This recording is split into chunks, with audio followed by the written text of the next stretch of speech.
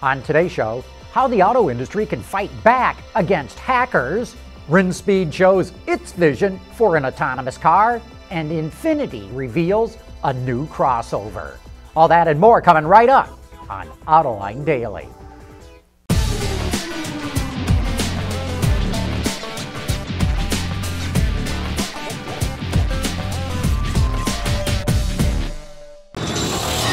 This is Autoline Daily for February 19 of 2015. In Silicon Valley, people will walk across the street this afternoon to take a new job. But if one company starts hiring too many people away from another company, that is called poaching, and that is not legal. Apple has been hiring away people from car companies to develop an electric car, and now comes word that lithium-ion battery maker A123 is suing Apple for poaching 5 of its employees. A123 also says they violated non-disclosure agreements. Apple reportedly has 200 people working on this project and wants to grow that to 1,000, so don't be surprised if we hear more of these kinds of lawsuits. In Europe, 2 out of every 3 cars is a compact hatchback, and the B segment is really where the action is. That's why Peugeot just redesigned its 208, even though it's only been on the market for 3 years. It's the best-selling car Peugeot has, and the new design features sharper lines and what Peugeot calls 3D LED headlamps. It comes with a choice of different diesel and gasoline engines. The most efficient, a 1.6-liter diesel paired to a 5-speed manual, is rated at only 3 liters per 100 kilometers. And that, folks, is 78 miles to the gallon. But remember, the European test cycle overstates what you'll achieve in the real world. It's also rated at only 79 grams of CO2 per kilometer. The 208 also features the latest in connectivity and safety systems, such as forward collision warning with full stop, or what Peugeot calls active city brake. The BMW i3 is already filled with state-of-the-art technology, but specialty automaker Rinspeed just took the EV to a whole new level. It built a concept based on the i3 called the Budii, which showcases Rinspeed's vision of an autonomous vehicle.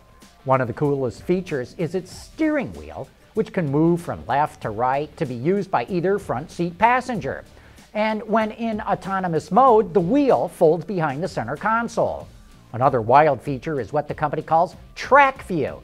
It's a laser scanner mounted on the roof that can extend up to 70 centimeters or a little over 2 feet. The scanner maps the terrain and automatically adjusts the height and suspension accordingly. It's also equipped with other cool gadgets that you'd expect, like touch screens, wireless phone charging, and an electric door opener. The Budii will be on display next month at the Geneva show. Still to come, how the auto industry could collaborate to protect itself from hackers. Infiniti unveils its latest luxury crossover, and then we get to You Said It. Autoline Daily is brought to you by Bridgestone Tires, your journey, our passion, and by Dow Automotive Systems, breakthrough technologies for lightweight vehicles.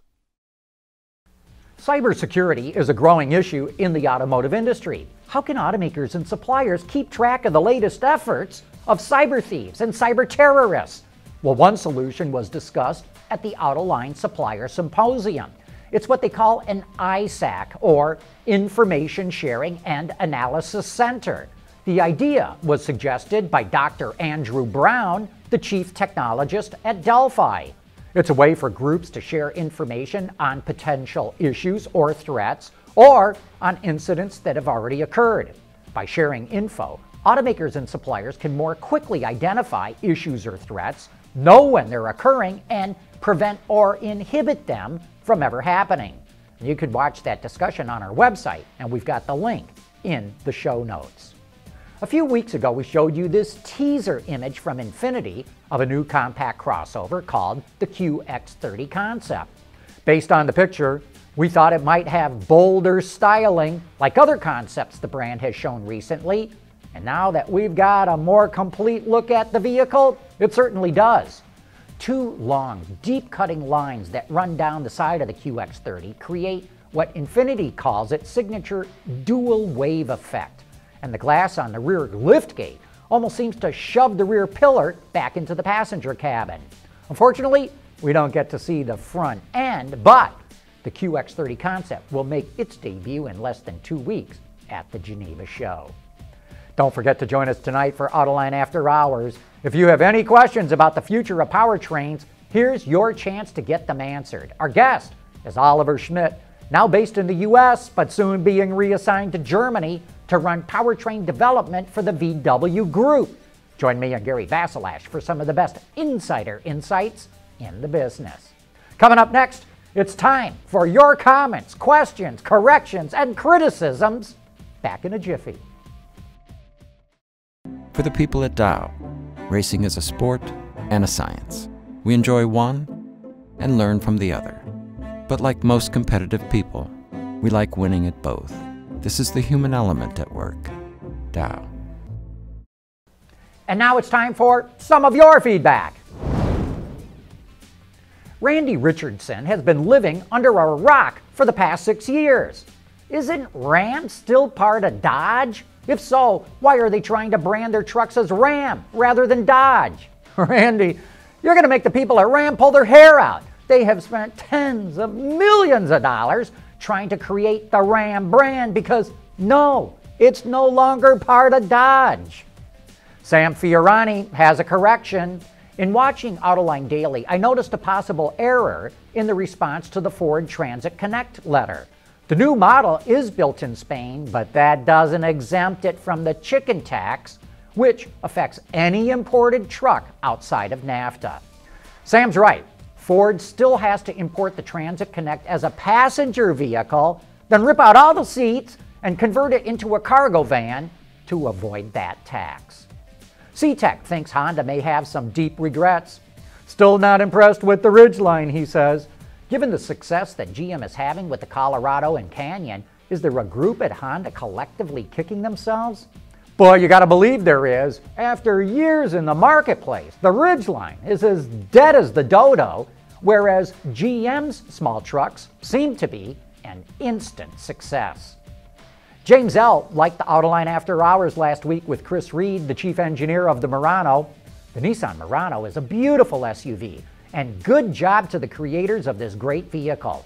This is the kind of creativity we need to see more of in the car industry. Sometimes it does pay to break the mold. Thanks to Nissan. James, we're glad you liked that show and the Murano. Boy, my report of how a vehicle going from 14 miles to the gallon to 18 actually saves more fuel than a vehicle going from 30 miles to the gallon to 50 stirred up some angry responses. One Bentley Forever says, the flaw I would like to address is that the SUV driver is still using more gas than the compact driver in the first place, so they will still be spending almost twice as much in gas. And JJL at BIM wants to know, do you think all buyers are stupid enough for this to mean anything, or only truck buyers are that stupid?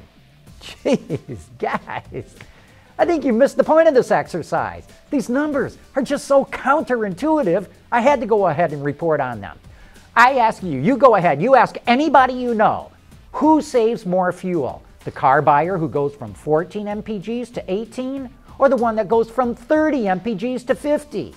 Until you do the math, everyone's going to pick the guy who went to 50 mpgs.